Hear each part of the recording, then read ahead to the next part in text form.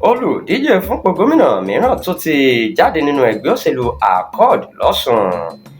Ẹgbẹ́ tó yapa nínú ẹgbẹ́ òṣèlú Accord ti fa arákùnrin Clement Bámigbọ́lá kalẹ̀ gẹ́gẹ́ bí olùdíje fúnpò gómìnà ọdún 2026 lẹ́yìn ọjọ́ mẹ́rin tí ẹgbẹ́ òṣèlú náà kéde gómìnà Adeleke gẹ́gẹ́ bí ojúlówó olùdíje fún ẹgbẹ́ ọ̀hún.